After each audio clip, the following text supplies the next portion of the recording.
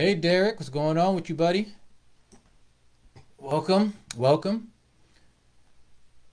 All right, so now it is 11 a.m. Pacific Standard Time exactly. I want to respect your time, and I know you're busy. It's Veterans Day. Thank you to all those who serve. But let's get this going. So, welcome to the Land Investing for Professional Millennials Facebook group. I'm your host, Coach Vic. I forgot to play my intro music. I think I might find some intro music for next time. If you have any ideas of what type of intro music I should have that fits me, let me know in the comments below. But today I want to talk about my escape velocity strategy. Now, right now, people are even asking me what's going on with this. There, put the phone away. And the escape velocity strategy is a strategy I use within the land investing industry to actually make money quickly. Now, how did I come up with this? Well, hopefully you've given me your email address when you first signed up. If not, send me a PM with your email address. I'll make sure you're on the list so that you can actually get that training. It explains the details of everything, but in a nutshell, I was in dire straits. I had no money. I needed to get something moving, and I had to figure out how to get land deals quickly. Now, before that point, I was doing land for 2-3 years. Took a hiatus for a dumbass reason. I'll get into that later on in this live stream. And then when I came back to it, I was hurting financially. So I had to go to my mentor, Ken Dinkins. He's been doing land for 18, 19 years now. Maybe the best land investor, at least in this niche that I've come across, and I've come across a lot, and I've learned from many people, and a lot of people who do this are good. So I'm not saying that he's better, he's best, and everybody else is crap. I'm saying he's good, or he's better, and everybody else is really good. Now he has his strengths and weaknesses, just like the others guys do, just like I do, just like you do. We're all human. But the point is, with his help, he gave me ways to kind of do things quickly, and then me being an individual, I kind of tweaked it that I think works better, especially for someone who's more technology savvy. Now, it doesn't mean like this strategy is all about technology. It just uses things that we use a lot more. Text messaging, for example, how we organize ourselves, and, not being afraid to get our hands dirty with something new and different to make our lives a little bit easier, more cost effective, etc. Now, here are the 3 tenets of the escape velocity strategy. Number 1, you got to find land for cheap, and to do that, you got to make sure you're hitting up people who are more interested to buy, or excuse me, more interested to sell their land to you. Right? Those are people who own taxes. Those are people who don't live in the area. Those are people who just maybe own the land for so long and have done nothing with it. What I've just said there is nothing new. If you've done any type of land investing, that is very common. It's it's part of the industry. However, it's how I contact people that's a little bit different. A lot of people use mailers, and sometimes I still get them for the properties I have that I'm still selling off, slowly. They send these 2-page letters that have a bunch of shit I don't give a damn about. And then another thing is that doesn't vibe with my strategy is like when you actually try to contact these folks, like, hey, I am interested, they don't actually get back to you. So they're not actually moving quickly themselves. And then when people are actually ready to sell, they play these weird games to make the buyer, or excuse me, the seller, a little nervous. So I explain all that in the training. So again, if you haven't given me that training, or excuse me, your email for that training, send me a PM. I'll give it to you. Now, the next tenet is organization and automation. Again, saying that on the surface, a lot of people do that already in their land business, but why am I different?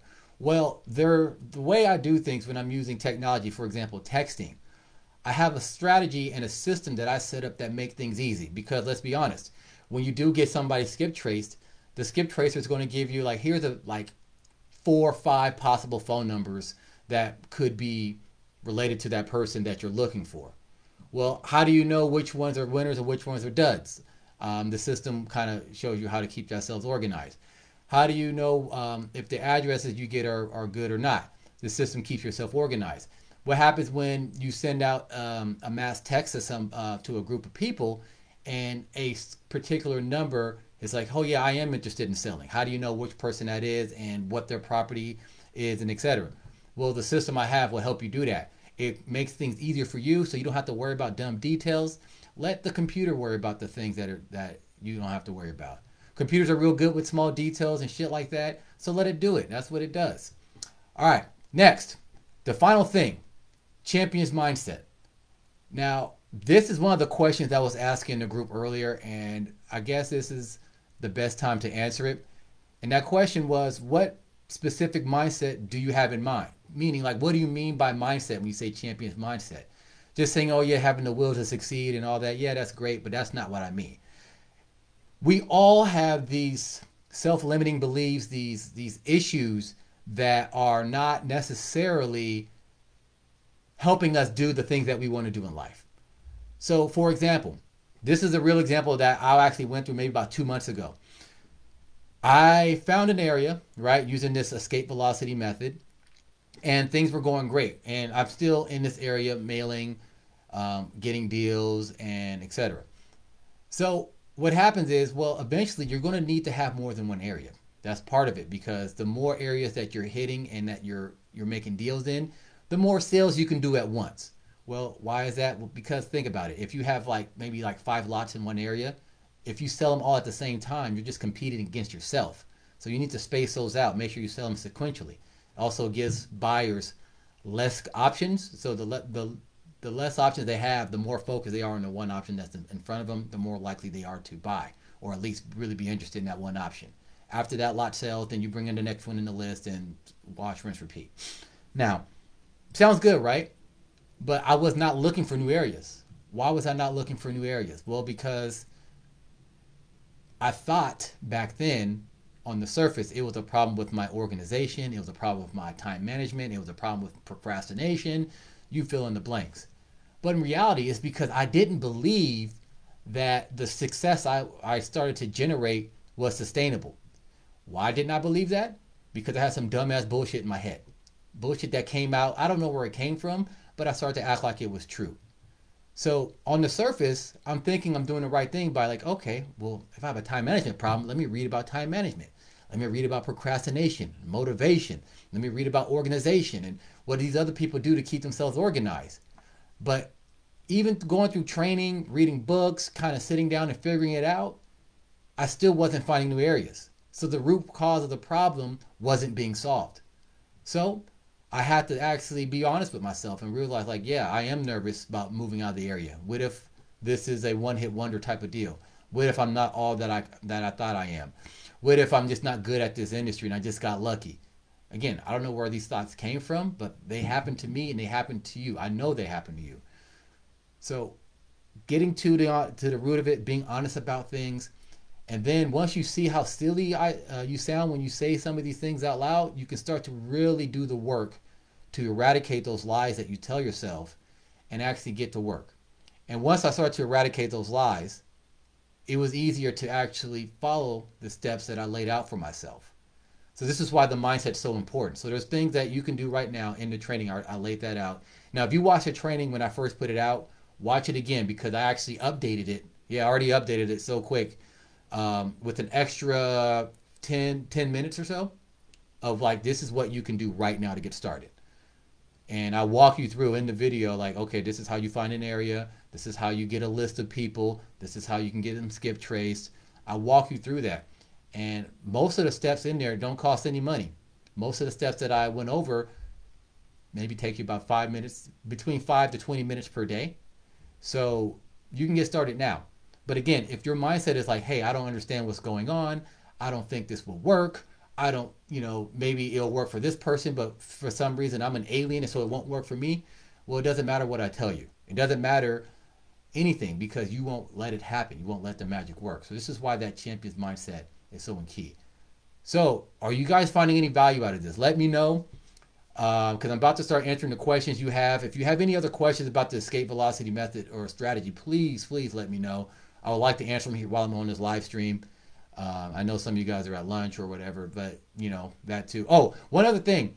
If this time it doesn't work for you, put in the comments below when is a better time for you can actually watch the live stream.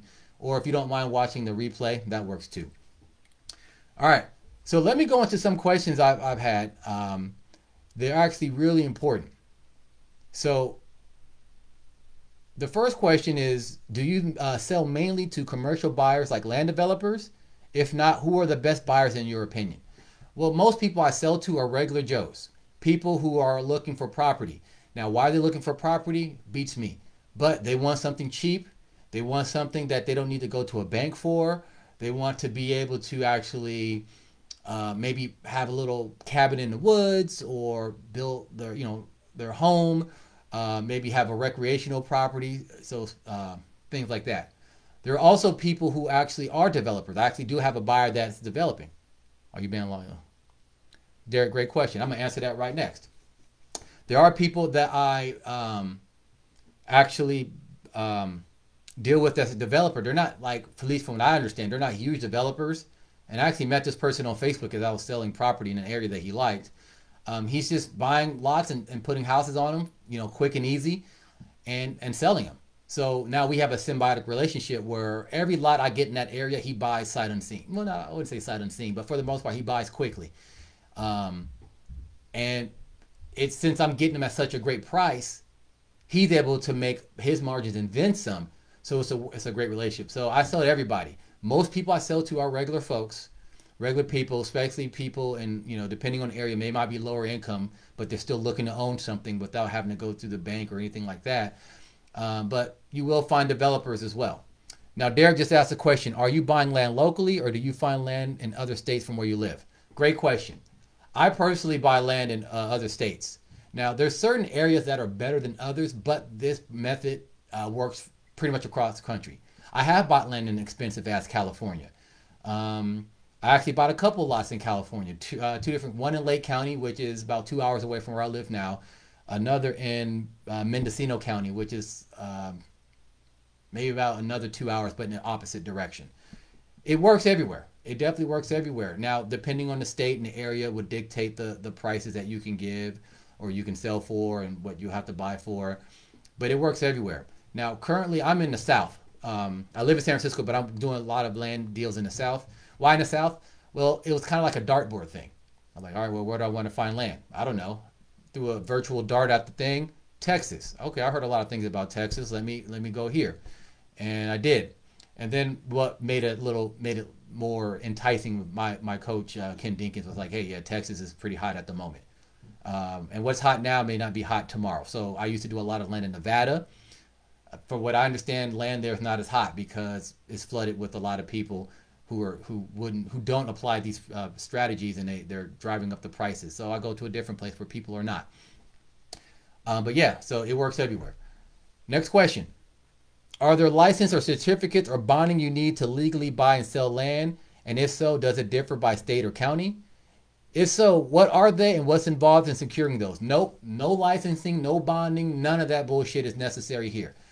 This is equivalent to actually selling your car on Craigslist. And in fact, it's more or less the same process. All you're doing is signing over the paper, and for a car it's a pink slip, but for a piece of property it's a deed to the next owner. You can collect financing and all that. Do you need to get a title search and all that? No. In fact, and I will actually do a training one day or a live stream. I will show you a contract that a title company uses to basically, they can wiggle out of any mistakes they may make as they do their work. But you don't need a title search or title company or anything like that. All you got to do is, basically you can sign a property over to anybody, whether they pay you or not, as long as it's the rightful owner. And if you want to work with me, I can tell you exactly who's the owner, who's not, how to figure that out and all that. But yeah, you don't need any of that. If the only way you would need any type of license is a broker's license, and that's if you, instead of buying a property yourself, you find someone who's willing to sell you their property, and then you actually go to a third party who would buy from you, but you just make them buy from the original owner, and you kind of make a cut in the middle. That is what a broker does. You need to be licensed to do that. So anytime you do a deal, you have to buy the property first. Once you own the property, it's yours. You can do what you want. You don't need to be a broker to sell your own crap. Even if you only own the property for a second. So what I often do, especially places where I have to mail in a deed instead of doing it online, I'll just mail them both at the same time and be like, hey, record this deed first, which will put it in my name, and then record the second deed that will put it into the person I sold it to. That's how I can actually get sales so quickly. because I don't have to wait. I just do it all at once. If you're doing things online, just make sure you record the one that'll put in your name first and then the buyer's name second. All right. What type of business entity do you recommend? What's a good range amount to get started for your first deal? What's your typical ROI or margin on a land deal? And you should ideally aim for? Well, fuck, that's a lot of questions. All right. First, what business entity do you recommend? I do an LLC. Why do I do an LLC? Well, I put all of my land in an LLC. In the beginning, it was just in my name. So my first, I don't know, 10 deals, it was just me, right? So you don't need an LLC. Now, once you start going faster, an LLC is cool. That way it's something I wouldn't even know a situation where this would happen, but you never know. So, always be safe, rather be safe than sorry. You want to have that in an LLC, the limited liability. So if something were to happen, the business is taken down and not your personal assets. Truth be told, I've read in a book that an LLC doesn't provide as much protection as you think it does when you don't have things done a certain way. We can go into that at a different day. But yeah, an LLC, but in the beginning, just buy and sell in your own name, especially the first few properties. Like you're buying a property for $300. If you lose that, oh fucking well. What's a good range to start? So when I first got started, I paid about $1,500 for training.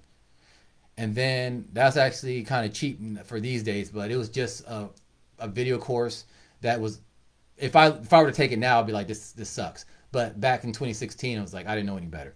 The information was good, but just how it was presented wasn't great.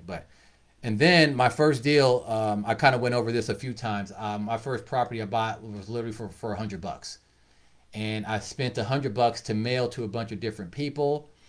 That $100 was just in the stamps. I already had paper, and I probably paid like 15 or 20 bucks for some envelopes. And yeah, so and then how much was it to record the deed? I think to record the deed online was like 30. To get that online deed thing or account was like another 50 bucks. So I'm in the hole maybe about $300-400. But some of that is long-term cost that is going to be used for every deal. The deal itself, that one property was for $100. So you don't need a lot.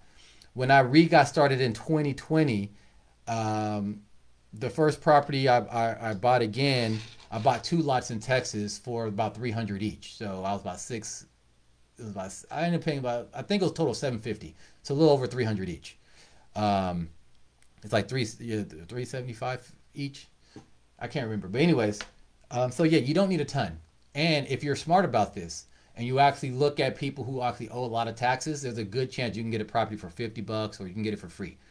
I said recently in either the training or maybe the last go live that I actually got a property for free because they just were tired of the taxes. They didn't want the headache, and the amount of taxes that was owed was roughly what I would have gave them anyways. So it worked out for me because I was able to acquire the property without any money out of my pocket.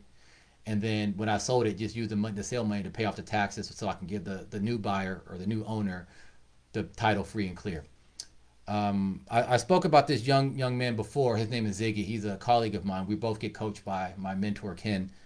And his first deal, he got his property for free. Again, they owed a lot of taxes.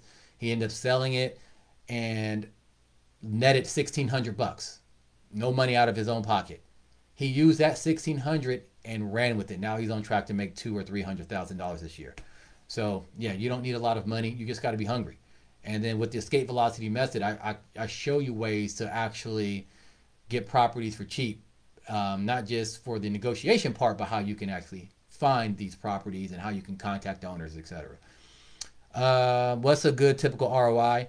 Typically, I like to double the money or triple it, sometimes quadruple it, depending on the area. So the area I'm working now, or one of the areas I'm working now that's the hottest, I don't mind just doubling my money, right? And that's the low end for me. Like if I'm not going to double my money, then I kind of think like, is it worth my time? Now, in the end, there's times where I make mistakes, right? So like there's a lot I bought in Florida, I think in August, and I didn't do a good job of actually vetting the area, or not even the area, just that one particular lot. I bought it for cheap, and I was like, damn, this lot really sucks. This is going to be hard to move. So I had to really lower the price. All said and done, I only came out on top $50. So even by making a mistake, I still came out on top $50. But yeah, I like to double or triple my money. So if I put in 800, I want to at least sell for 1600 at least. Normally I do more, so like, any fees to acquire the property, like recording the deed and sending the mailing out and all that, I get that back in that one deal. But yeah, that's that. And yeah, so that's what I aim for, at least doubling your money. So you buy for 800, sell for 16.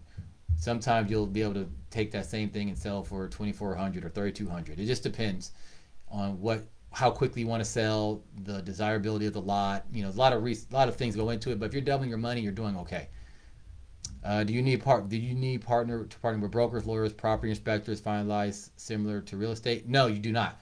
You can do that, but most of these lots, people don't care enough. They're too small. And the price associated with doing those things with these lots don't make sense. So if I actually bought a lot for 400 and I'm selling it for like 1200 or 1500, does it make sense to get a broker or not? No, it doesn't. However, if you are starting to do the larger deals, so you're getting 40-acre properties and you're spending like $4,000, $6,000, $8,000 on them, and you're selling them for like 20,000, then you might want to consider doing, getting other professionals involved. But the same methodology works no matter the size of the lot. The size of the lot doesn't matter at all. The numbers change, and that might make certain people nervous, but it doesn't change what needs to happen. So yeah. Another question, do you need to partner? Oh wait, no. How do you avoid purchasing a bad lot? What's the key things to look out for? How do you find out if a property comes with rights and things like natural gas, oil, etc.? Great question. Well, in my escape velocity training, I kind of go over that. Number one, the first thing I look for, how much can I sell this lot for today? Not what it sold for in the past, which I used to do, but no longer valuable. How much can I sell this lot for today?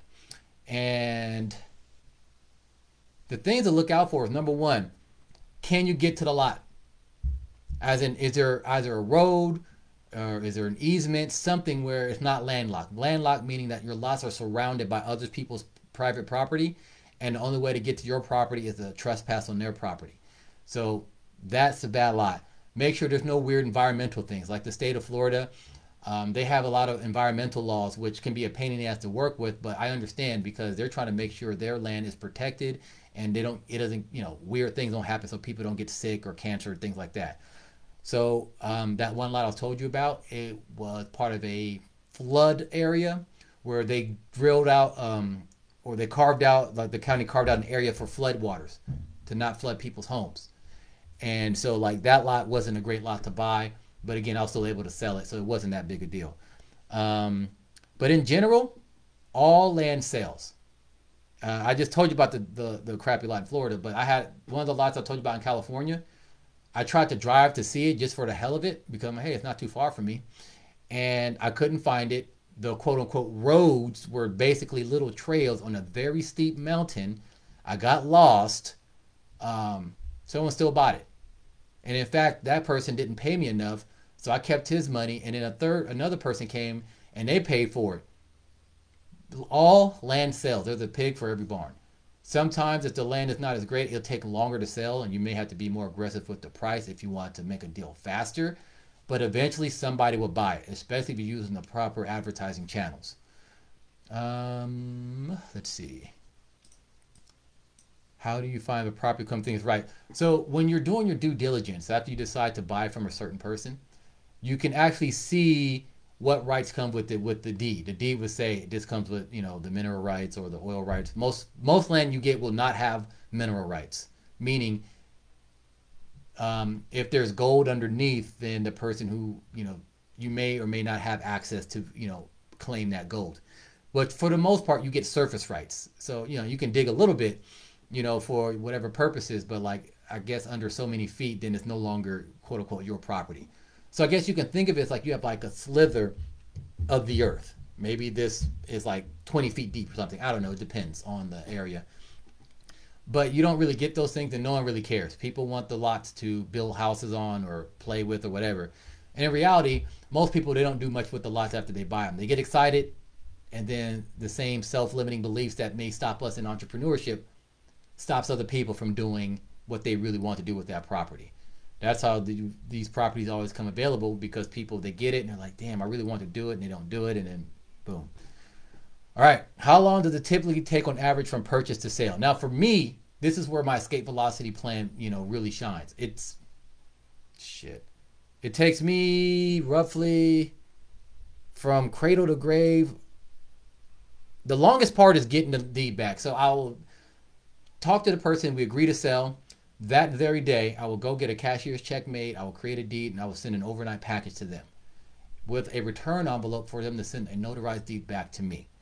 Now, they don't always get that deed notarized quickly. Sometimes it takes time. That's the longest time. That usually takes a week or so before somebody is like, all right, I'm ready to handle this errand.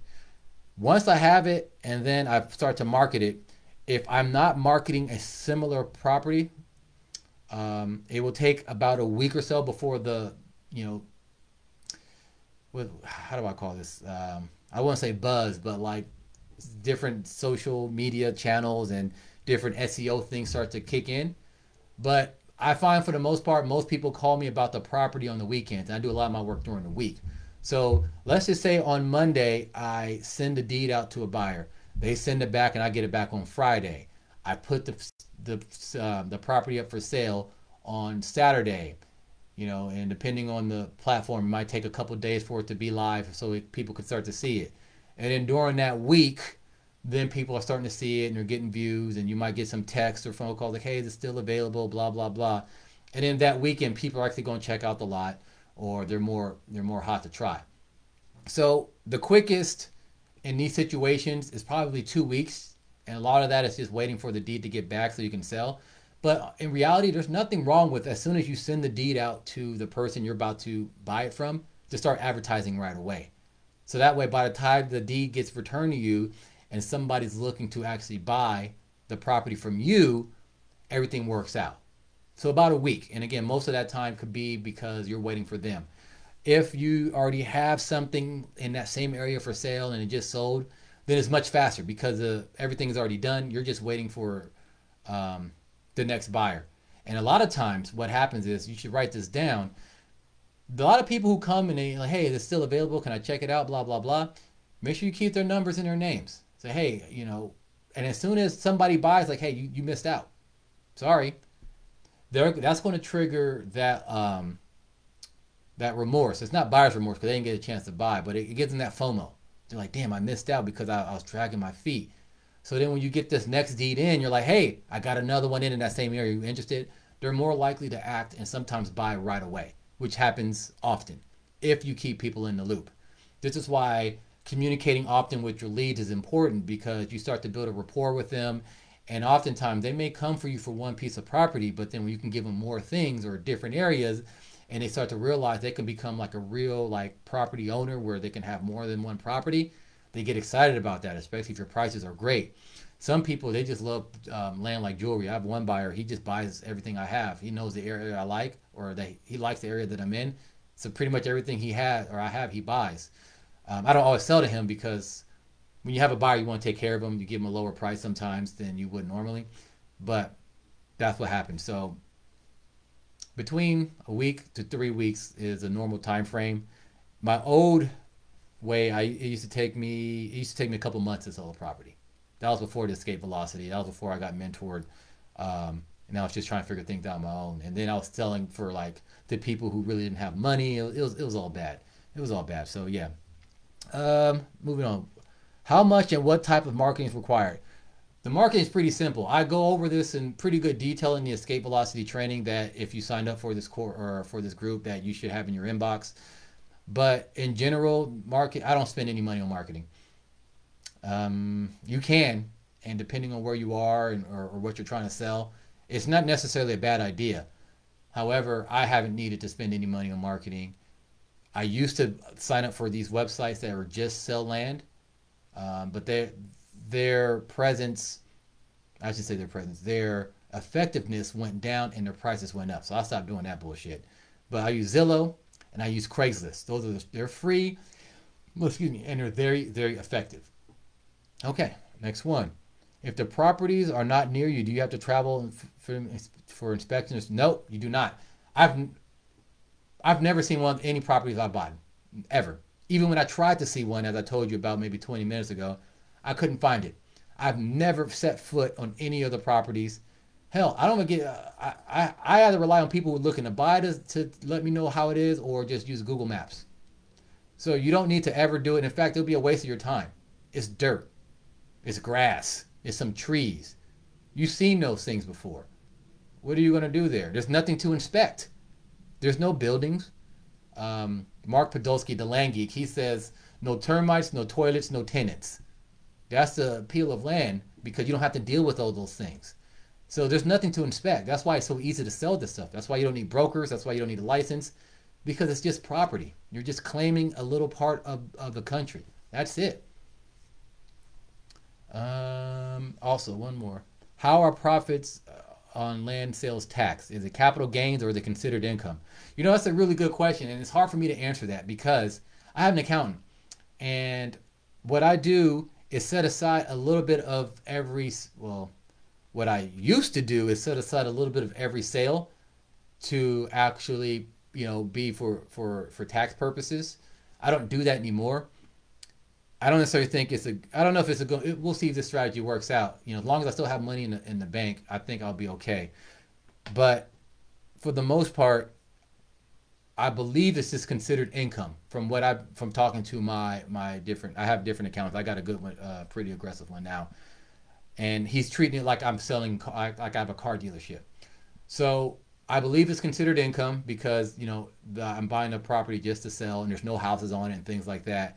But I could be wrong. So this would be a good chance for you to go and do a little research, talk to an accountant and see what they say. Now, it may be hard for you to ask the right questions because you're not in this industry yet, but that's okay. That's what this group is about. And if you need me to figure that out for you guys, put a comment below. I'll go and find out if this is something that you need to know, and I'll get you the answers for that. Okay. Well, that is it. That is it. Hopefully, you understand what's going on with the escape velocity strategy. And just to recap, you're buying land for cheap. You're buying it quickly. You're not wasting time, and you're trying to get the best deal. So as soon as you get them, you can easily sell for cheap. The faster you can sell, well, you can sell faster because you're selling it for such a low price that it undercuts everybody else. And if you're doing the work yourself and you're being efficient with your time and your energy and your money, this business, you don't have to do it for a couple hours a day. The last thing I want to impart with you before we end this live stream is the mindset piece one more time. I harp on this a lot because of how important it is, and hopefully it sticks with you. A lot of you may be new to even hearing about this way of making money even exists. And it may sound too good to be true. And because it sounds too good to be true, you may be telling yourself that and you're starting to buy into the bullshit. I'm living proof that it is not too good to be true. There are other members in this group who have been doing this for a while. They can tell you as well. I will also tell you that because it's something that is so foreign to you, it is hard for you to wrap your head around. In fact, there's times when I have properties that real estate agents will call me, you know, representing a buyer, and they're just blown away with like, wait, what? How do you get? They don't understand it. And because they're so used to doing things in the real estate world and, you know, their way, it's hard for them to even fathom that I can sell property without doing it, paying for a title search or paying for a survey. They don't get it. And, you know, they're used to seeing things a certain way. But the point is, when that confusion happens, it's very easy to let that confusion start to creep into doubt that it's real, or that you can do it, or that it's possible, or that it's worth your time. And that's when we start to let quote unquote procrastination set in, or we got to do more research, right? Now, it's one thing if you see the business model and you're just not into it. No, that's a different story. It's all good. You know, not everybody's going to like this. But when you see something, you're like, there's something to this, but you're not taking any steps, even though I've laid them out what exactly you can do in a training video. And again, if you haven't seen that video, make sure I have your email.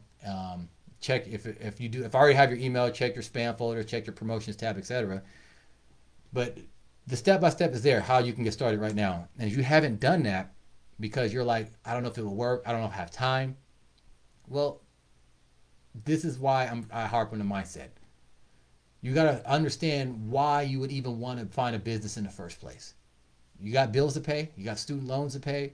You got hospital bills. You got, you hell, maybe things are great and you just want more free time with your family.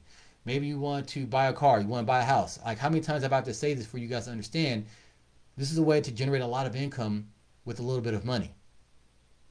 And at the end of the day, it's real estate. Somebody's going to buy your property because it's real estate. And hell, if no one wants your property, you still have a place to go if you lose everything. So if you're destitute and you're like, damn, I just lost all my money, my house, everything, you at least got a place to go because you own property. But the reason I say this is because your desires, it's got to be greater than your fears. Your family's needs got to be greater than your uncertainty. Your goals and your dreams got to be greater than your fears. You have to be greater than your fears. Do not let them dictate you. You dictate them. So I was reading some Tony Robbins stuff today, and I was going to actually quote him a little bit, but I think the best thing to do is to kind of paraphrase, saying, I have it written down here, in order to succeed, most of the things that we value, it requires us to break through the short-term perceived pain for that long-term real pleasure. So the short-term perceived pain here is doing something different, doing something new, putting yourself out there, being nervous, putting up money to invest in yourself and then invest in property. The long-term game that you're actually looking to is actually having that financial freedom, having the ability to quit your job if you so choose, being able to pay off those bills without sacrificing anything else in your life. That's what this is about. You got to look past the short-term fear. You got to look past the short-term pain of like figuring out how you're going to get money to pay for a property. I promise you, there are solutions for the committed. Everybody else just makes excuses. So with that said, I've been on this for almost 40 minutes. And you guys finding any value in this? Is this good? It's good. Put a comment below. Hopefully this answers any of the questions that you guys may have had when you first getting into this group. I'll put this, I'll make sure that you guys can watch this replay if you weren't able to watch this live. But I appreciate you. Happy Veterans Day. Hopefully my brother Devin is here. He's in the service right now. He works in one of the Dakotas, I don't remember, doing some very important stuff. It's his birthday today. He's turning 25. So give my brother Devin a shout out for his birthday. Love you, bro. Other than that, it was a pleasure.